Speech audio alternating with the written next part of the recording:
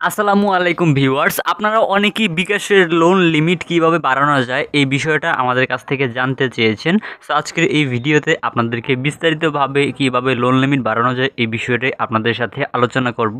So অবশ্যই ভিডিওটা মনোযোগ সহকারে দেখবেন। বিকাশের লোন লিমিট বাড়াতে হলে অবশ্যই আপনার বিকাশ অ্যাকাউন্টে বেশি বেশি লেনদেন করতে হবে।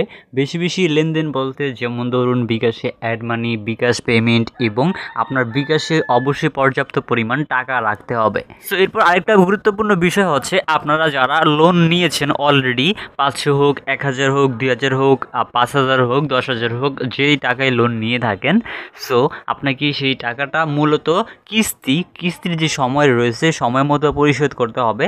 আপনি যদি কিস্তির সময় অর্থাৎ ধরুন আপনার কিস্তি হচ্ছে 10 তারিখ, আপনি যদি দেন 11 তারিখে, সেই ক্ষেত্রে কিন্তু আপনার কিস্তির টাকাটা জমা হবে না, এটা আপনাকে ম্যানুয়ালি জমা করতে হবে।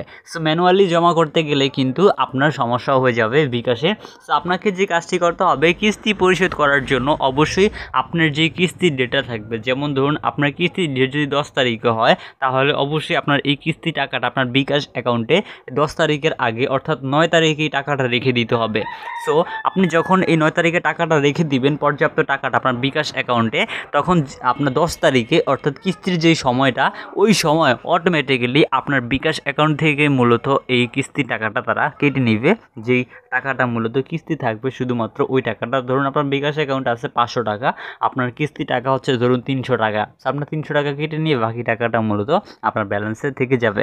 সো এইভাবেই কিন্তু প্রত্যেকটা কিস্তি বা আপনার যেই লোনটা থাকবে বকেয়া, সেটা আপনি খুব সহজেই পরিশোধ করতে পারবেন। সো সঠিক সময়ে পরিশোধ করলে মূলত বিকাশের লোন লিমিটটা অবশ্যই বেড়ে যাবে। সো অবশ্যই আপনারা সঠিক সময়ে বিকাশের মূলত লোনটা পরিশোধ করবেন, তাহলে আপনাদের বিকাশের যে লিমিটটা আছে এই লিমিটটা আস্তে আস্তে বাড়তে থাকবে। সো এবং সেই সাথে আপনার বিকাশ অ্যাকাউন্টে অবশ্যই লেনদেন থাকতে হবে। আপনার বিকাশ অ্যাকাউন্টে যদি লেনদেন খুবই কমে যায়, যেমন ধরুন মাসে আপনার 2টা 3টা 4টা এরকম যদি লেনদেন করতে থাকেন, সেই ক্ষেত্রে আপনার বিকাশ অ্যাকাউন্টের লোন লিমিটটা কমে যেতে পারে। এমনকি আপনার বিকাশ অ্যাকাউন্ট থেকে কিন্তু লোনটা তারা নিয়ে নিতে পারে। সো বিকাশের লোন অপশনটা মূলত কাজই করে আপনার বিকাশ অ্যাকাউন্টের লেনদেনের উপর ভিত্তি করে। সো আপনার বিকাশ অ্যাকাউন্টের লেনদেন যদি কমে যায় তাহলে বিকাশের লোন লিমিট কমে যাবে।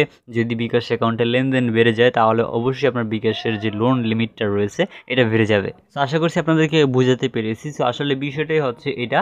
সো অবশ্যই বেশি বেশি লোন পাওয়ার জন্য, বেশি টাকা লোন পাওয়ার জন্য, লোন লিমিট বাড়ানোর জন্য আপনারা বিকাশে নিয়মিতভাবে লেনদেন করবেন এবং সঠিক সময়ে আপনার যদি কিস্তি থেকে থাকে সেই কিস্তি টাকাটা পরিশোধ করবেন, তাহলেই মূলত আপনি বিকাশ থেকে আরও বেশি লোন পাবেন। আপনার লোনের যে লিমিট আছে ওই লিমিটটা বাড়াতে পারবেন বা বেড়ে যাবে।